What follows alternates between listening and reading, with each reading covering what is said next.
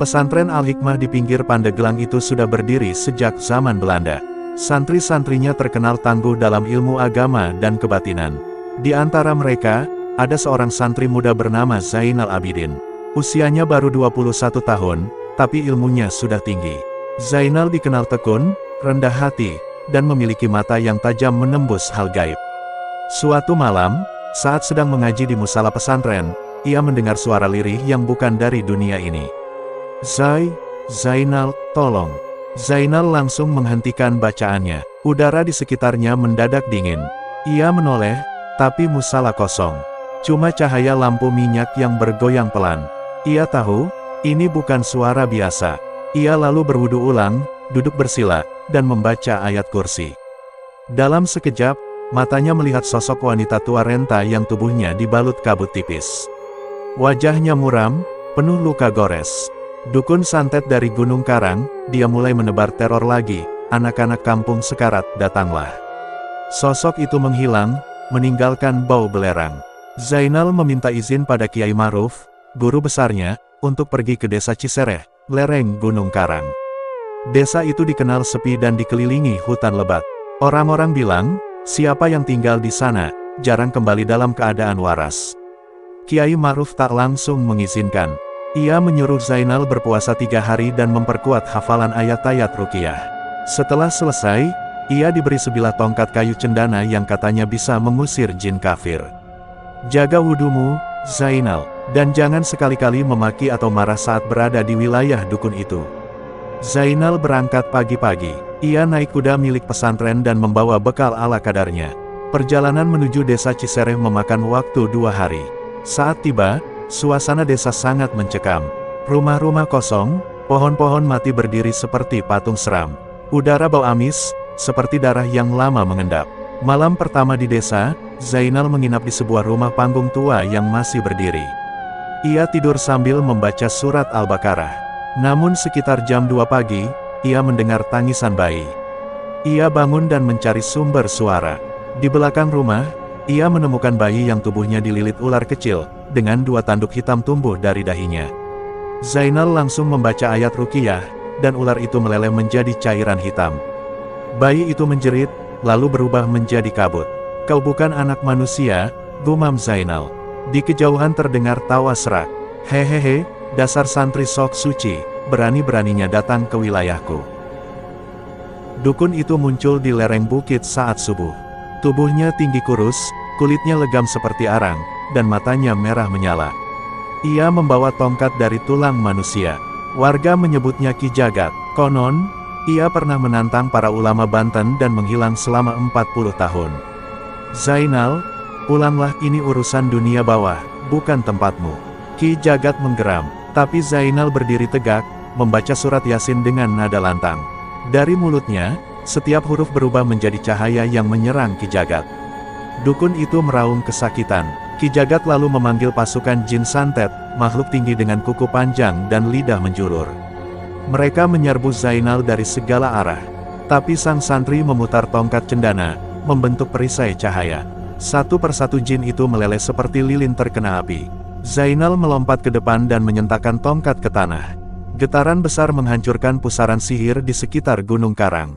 Ki Jagat berteriak, "Kalau kau hancurkan sarangku, kutukanku akan tinggal di darahmu." Zainal berhasil mengalahkan Ki Jagat, tapi ia tak membunuhnya. Ia menancapkan tongkat cendana ke tanah, mengurung si dukun dalam lingkaran doa abadi. Sebuah sumur muncul di atasnya, dengan tulisan, "Barang siapa yang membuka ini, lepaskan iblis di dalamnya." Desa Cisereh mulai pulih, dan warga kembali satu persatu. Tapi sejak saat itu, Zainal tak kembali ke pesantren. Ia memilih tinggal di sana, menjadi penjaga gerbang antara dunia manusia dan dunia gaib. Orang-orang menyebutnya, Zainal sang santri penjaga Gunung Karang. 3 bulan telah berlalu sejak Ki Jagat dikurung. Desa Cisereh mulai hidup kembali.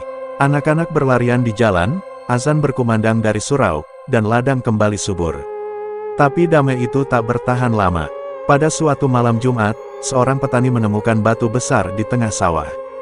Batu itu basah oleh darah, dan siapapun yang menyentuhnya akan jatuh sakit keras. Dalam semalam, 2 anak dan seorang ibu meninggal mendadak dengan tubuh membiru. Zainal datang ke batu itu.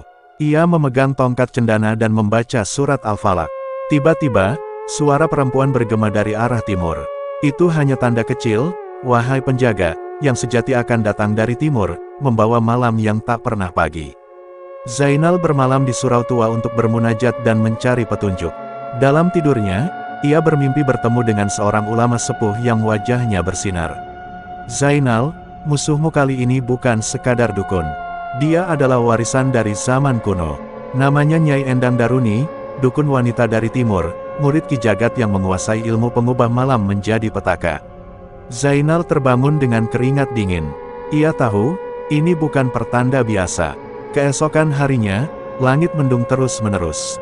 Kabut tak kunjung hilang, dan suara seruling terdengar dari hutan sebelah timur. Warga mulai kerasukan satu persatu, matanya kosong, mulutnya menggumamkan mantra dalam bahasa yang tak dimengerti. Zainal turun ke hutan, mengikuti suara seruling itu. Di sana, ia melihat seorang wanita berjubah hitam panjang, wajahnya tersembunyi di balik tudung. Kau yang mengurung guruku, sekarang kau akan merasakan derita para arwah yang tak sempat disalatkan. Tanah di sekitarnya merekah. Tangan-tangan hitam keluar dari dalam bumi, meraih kaki Zainal. Zainal berhasil lolos dari serangan itu dengan membaca ayat-ayat pelindung, tapi ia tahu ilmunya tak cukup untuk menghadapi Nyai Daruni. Ia pun mengingat pesan gurunya, Kiai Ma'ruf, bahwa di pesantren ada kitab tua bernama Manbaul Haq, berisi ilmu pelindung untuk menghadapi sihir hitam tingkat tinggi. Zainal kembali ke Al-Hikmah, tapi saat ia tiba, pesantren dalam keadaan rusak parah. Asap mengepul dari atap, para santri terluka, Kiai Ma'ruf pingsan, dan kitab itu hilang, dicuri oleh sosok berjubah hitam. Dia datang dari arah timur, Zainal, kata seorang santri dengan napas tersengal. Dia mengambil kitab itu, lalu berkata, biar aku yang selesaikan warisan guruku.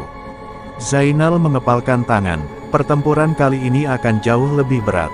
Tapi ia tak sendiri, beberapa santri senior ikut berdiri di belakangnya, bersumpah untuk membantu. Ini bukan lagi tentang desa atau pesantren, ini tentang menjaga batas antara terang dan kegelapan. Di malam keempat sejak serangan, kabut menyelimuti hampir seluruh Pandeglang. Air sumur menghitam, orang-orang bermimpi buruk, anak-anak menangis tanpa sebab. Zainal memimpin tim kecil berisi 5 santri terpilih. Mereka membawa kitab, jimat, dan ilmu wirid. Mereka menyusup ke arah timur, ke sebuah hutan yang disebut Hutan Mati, tempat Nyai Daruni melakukan pemujaan. Sesampainya di sana, mereka menemukan altar besar yang dihiasi tengkorak dan potongan tubuh binatang. Di tengahnya berdiri Nyai Daruni, membuka kitab Manbaul Haq dan membaca isinya secara terbalik. Kau terlambat, Zainal. Cahaya tak akan datang. Fajar tak akan pernah lahir lagi. Zainal dan para santri berdiri tegak. Mereka mulai membaca zikir bersama, membentuk perisai cahaya yang melawan kabut. Nyai Daruni mengangkat tangan, dan langit pecah, muncul ribuan makhluk bersayap hitam dengan mata api. Pertarungan besar tak terhindarkan, pertempuran berlangsung semalam suntuk, cahaya zikir bertarung dengan api sihir. Tongkat cendana Zainal bersinar seperti pedang. Para santri membentuk formasi, membaca ayat Al-Quran bersamaan, membuat langit bergetar. Zainal akhirnya berhadapan langsung dengan Nyai Daruni. Perang ilmu antara dua generasi, dua dunia, satu dengan cahaya tauhid, satu lagi dengan kegelapan warisan dendam. Dengan kekuatan hati yang tulus, Zainal akhirnya menutup kitab yang disalahgunakan, dan mengikat Nyai Daruni dalam pusaran cahaya, mengurungnya di antara dua alam, tak bisa kembali atau mengganggu lagi. Meski menang, Zainal tahu, akan selalu ada warisan gelap dari masa lalu yang menanti waktu untuk bangkit. Ia pun menuliskan semua pengalamannya dalam sebuah kitab baru. Di antara sihir dan zikir. Dan selama langit masih terbelah, selama azan masih menggema, Zainal akan tetap menjaga. Zainal duduk di bawah pohon kelapa di tepi pantai Carita, menulis di kitabnya. Angin laut membawa aroma garam dan bunga melati. Tapi angin itu tak biasa. Udara tiba-tiba dingin, dan ombak menepi 3 kali, seperti memberi tanda. Seekor burung hitam jatuh dari langit, terbakar sebelum menyentuh pasir. Dari tubuhnya muncul secarik kain hijau dengan tulisan Arab gundul. Kami datang untuk menjemputmu, wahai penjaga. Darahmu dibutuhkan agar Laut Selatan kembali berkuasa.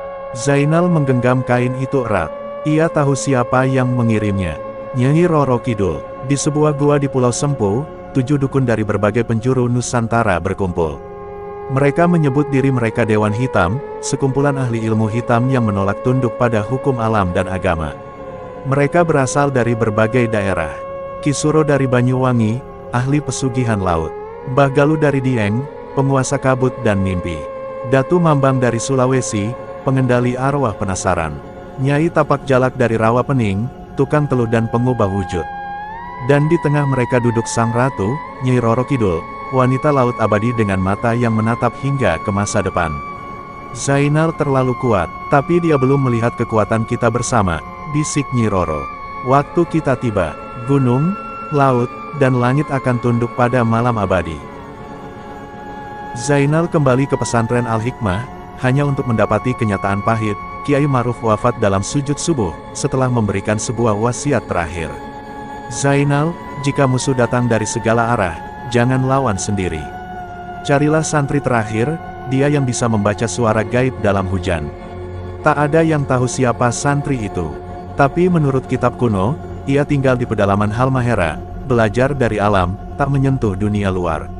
Zainal pun berangkat dengan kapal, menembus badai dan gelombang, untuk mencari seseorang yang belum ia kenal, tapi ditakdirkan untuk bersamanya dalam perang besar. Di tengah hutan Halmahera, Zainal bertemu seorang pemuda bernama Salman. Ia pendiam, matanya tajam, dan selalu duduk saat hujan turun. Ia bisa mendengar bisikan gaib dari setiap tetes hujan. Langit bilang, akan ada gelombang darah dari selatan. Tapi aku tidak akan ikut perangmu, Zainal. Zainal tersenyum. Bukan aku yang memintamu, tapi dunia ini yang memanggilmu. Setelah ujian dengan membaca petir dan menundukkan makhluk gaib penjaga hutan, Salman setuju ikut. Bersama mereka juga seorang santriwati dari Kalimantan, Zahira, ahli ruqyah dengan suara yang bisa meluruhkan sihir. Perang besar dimulai di malam bulan gelap. Di pantai Parangtritis, Dewan Hitam membuka gerbang antara alam nyata dan alam halus. Dari dalam laut muncul pasukan gaib, manusia tanpa kepala, wanita berjubah air, dan makhluk laut berkepala ikan. Zainal, Salman, dan Zahira memimpin barisan zikir dari para santri senusantara. Mereka membentuk lingkaran cahaya, mengumandangkan ayat-ayat suci yang membelah kabut dan air. Salman membaca suara hujan yang jatuh seperti mantra dari langit. Zahira mengalunkan kalimat tauhid dengan nada yang membuat pasukan gaib gemetar. Dan Zainal, dengan tongkat cendana yang kini bersinar seperti bara, menerobos ombak menuju Nyi Roro Kidul. Pertempuran antara zikir dan kutukan menggetarkan bumi. Pasang surut laut tak lagi teratur. Langit menjadi merah. Di ujung perang, Zainal berdiri di ujung karang, berhadapan dengan sang ratu laut. Jika kau kalah, laut akan menjadi kuburan bagi umatmu. Jika aku menang, jawab Zainal, lautan akan menjadi saksi bahwa kegelapan tak akan pernah lebih kuat dari cahaya yang bersumber dari hati yang bersih. Perang besar mereda. Nyi Roro Kidul tidak dihancurkan, tapi diikat dengan sumpah laut dan langit. Dewan Hitam bubar, tapi mereka tidak mati. Mereka menunggu waktu, menunggu generasi yang lalai. Zainal kembali ke pesantren, tak untuk tinggal, tapi untuk melatih generasi penjaga. Ia tahu, musuh bukan hanya dari luar. Kadang ia bersembunyi dalam hati manusia yang serakah. Dan langit pun berbisik, belum selesai, masih ada yang lebih tua dari Nyi Roro, yang tidur di dasar bumi, menunggu waktu untuk bangkit. Setelah pertempuran Laut Selatan, langit di atas Pulau Jawa tak lagi sama. Malam terasa lebih pekat, siang terasa pendek. Gempa kecil sering terjadi, disertai suara gemuruh seperti napas makhluk raksasa. Zainal tengah duduk di atas sajadah, ketika tanah bergetar. Dari balik kitab yang terbuka, keluar asap tipis dan suara bergema. Rantai terakhir telah rapuh. Raja yang lama tertidur akan bangkit. Bukan dari laut, bukan dari langit, tapi dari perut pulau ini sendiri. Malam itu, langit di atas Gunung Tidar memerah. Gunung yang konon jadi pusat kekuatan gaib di Pulau Jawa, kini retak, seolah membuka jalan untuk sesuatu yang lebih tua dari semua legenda. Zainal mencari jawaban ke Mbah Sepuh, seorang wali uzur yang tinggal di kaki Gunung Lawu. Ia tak pernah berbicara kepada siapapun, tapi untuk Zainal, ia membuka suara. Raja gaib itu bukan dukun, bukan jin, bukan makhluk biasa. Dia adalah roh purba, hasil kutukan ribuan tahun dari manusia pertama yang menguasai ilmu kebatinan hitam. Namanya telah hilang, tapi orang-orang menyebutnya Batara Durja. Ia bukan musuh yang bisa kau lawan dengan tongkat dan doa biasa. Kau harus masuk ke dalam perut Jawa, menemuinya langsung. Bukan untuk membunuh, tapi untuk menyegel ulang, dengan nyawamu sebagai tumbal.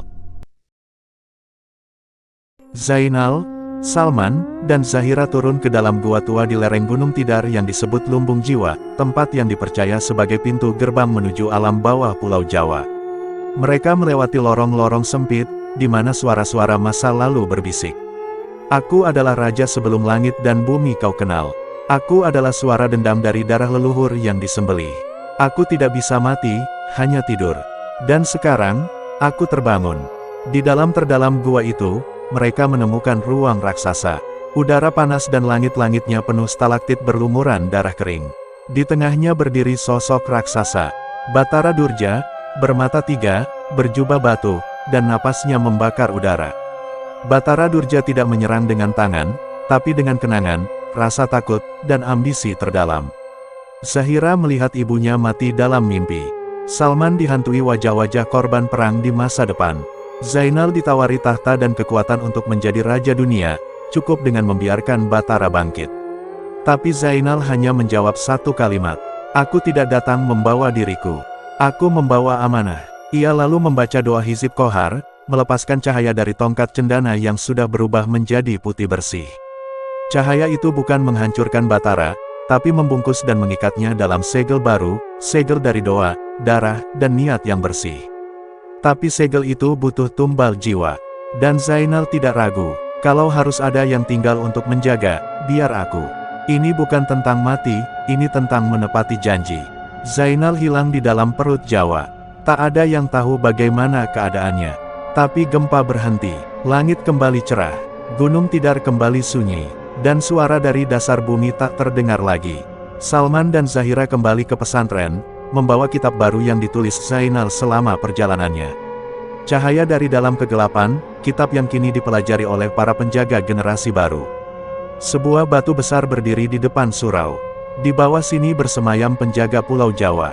Ia tidak meminta pujian, hanya agar zikir terus diperdengarkan. Epilog, tahun demi tahun berlalu. Di malam-malam tertentu, suara azan terdengar dari dalam tanah. Bukan suara biasa, tapi suara yang membawa ketenangan. Yang mengingatkan, cahaya tidak selalu di atas. Kadang ia menjaga dari tempat yang tak terlihat. Zainal, sang santri penjaga perut Jawa. Tamat. Berikut sebuah cerita yang bisa kami sampaikan saat ini. Semoga teman-teman bisa terhibur dan tunggu cerita horor selanjutnya. Terima kasih sudah mendengarkan cerita ini. Kita lanjut di cerita yang lain dan salam hormat dari saya.